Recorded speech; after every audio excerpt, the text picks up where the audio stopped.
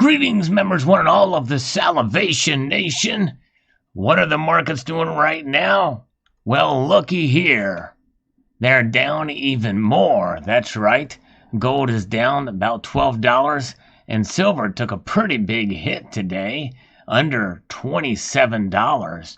And the market is down too. Seems like everything is down. Is everything overheated? So let's explore.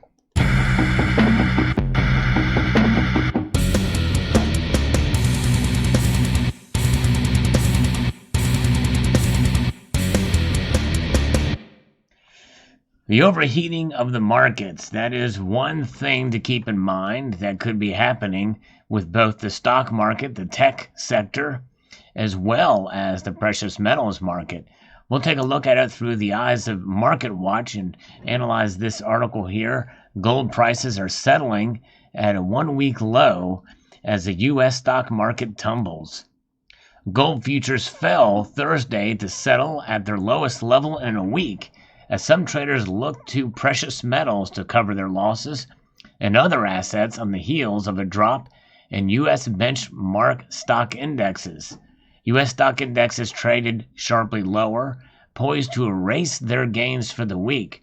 Sharp losses in the stock market can send traders scrambling to cover losses by selling other assets, such as gold.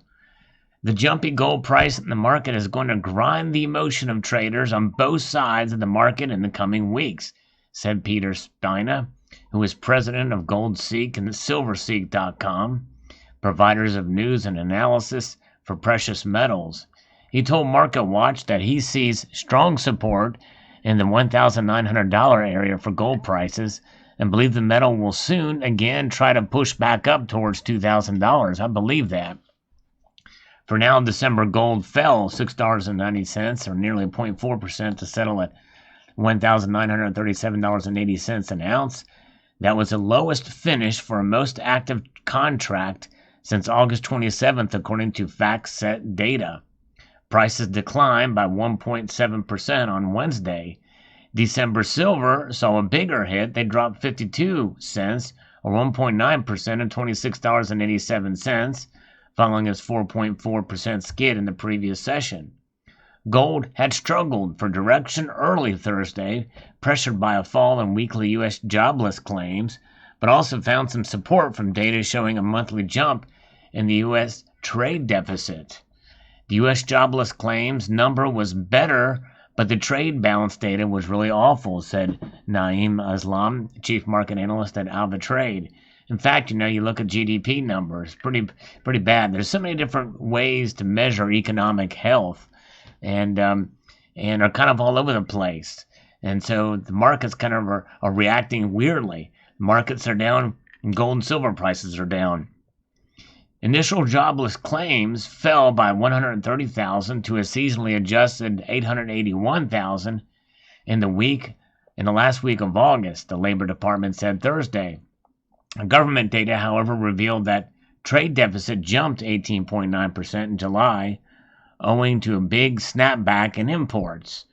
Gold is still trading above $1,900, and this is keeping the hope alive for the price target to $2,000 mark, Aslam told Market Watch. The biggest risk event for the gold rally is as Friday's U.S. non-farm payrolls data, and only a strong reading can break the back of a gold rally. Meanwhile, the U.S. dollar index has fallen significantly over the last 5 months, said Spina. Should there be stronger economic data as we move into the fall, then this will help spur a rally in the U.S. dollar from these oversold conditions. And a strong dollar could put a bit of pressure on the gold price and keep it in a sideways market near 2,000. But this is just short-term noise. The bigger picture is what is important, and those fundamental drivers are significantly in gold's favor. I agree. And where gold goes, silver will follow. And that is kind of where we're at. And when gold goes down, silver goes down more. When gold rises, silver rises more. However, its rising along with gold has not performed as much as it has when it drops. In other words, you have bigger drops in silver than you do gold, and though you have bigger silver climbs, it's not as much as it really should be, and is not as much as it does when it falls.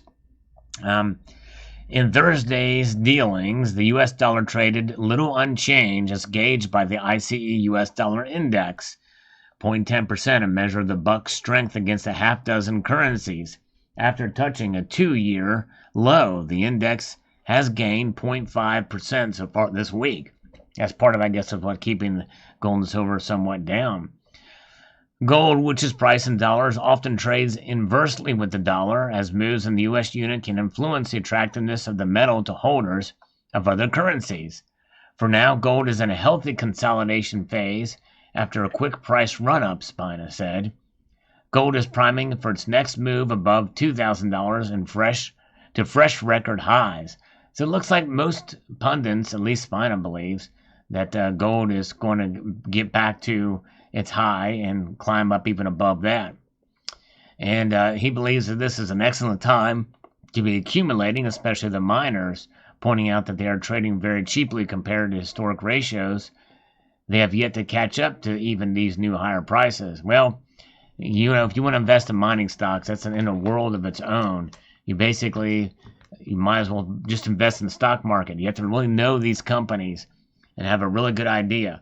I would just suggest getting the precious metal itself. Why not? You get to enjoy it, you get to see it, you get to touch it, you get to feel it. Growing expectations for a vaccine or effective remedies against the COVID-19 pandemic have also weighed on precious metals prices lately, experts say. Vaccine was announced that potentially they might have one by election day. I think that's a little bit far-reaching. We'll see if that is true. But apparently there's some talk of that. Growing expectations for this pandemic, for this COVID-19 vaccine, is something that we have been salivating over for quite some time, and there's been overlapping trials between phase 1 and phase 3.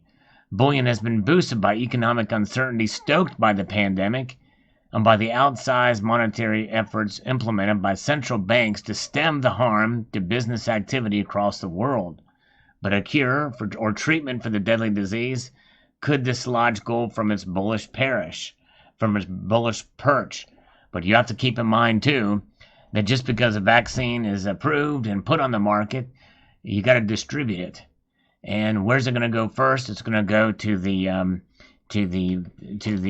most vulnerable among us. They're going to get the vaccination first, and it's got to go worldwide, really, or they have got to go worldwide. It may be a combination of vaccines.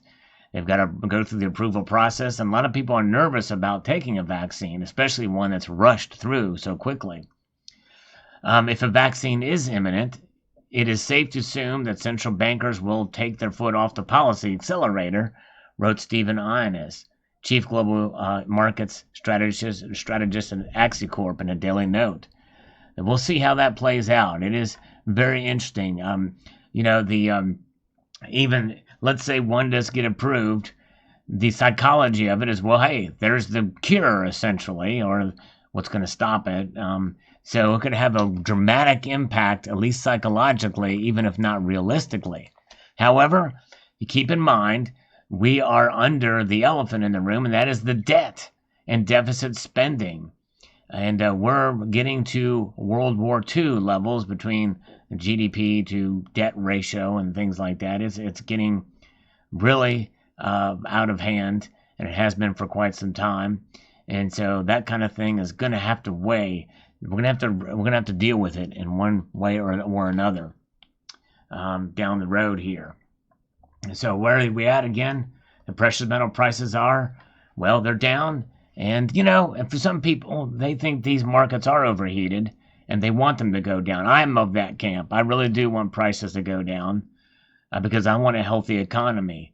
I'd rather have a tepid precious metals market and have the economy do well and people have their jobs and be able to make ends meet than to have these bullish prices and we have all this talk of precious metals. But this is what they're for. They are there to protect us against economic uncertainty. And we're seeing a time such as this where they are. especially gold. Gold especially. Silver, I believe, really is kind of just keeping up with inflation at this point. It is taking a pretty dramatic leap in dollar terms from where it was in March, but I think in some way that was an artificially low price. You know, you take around $17, $18 an ounce. Compared to gold, silver should be way higher. Where does that leave the gold to silver ratio? Well, you may remember a video just days ago I posted it at 2 milestones.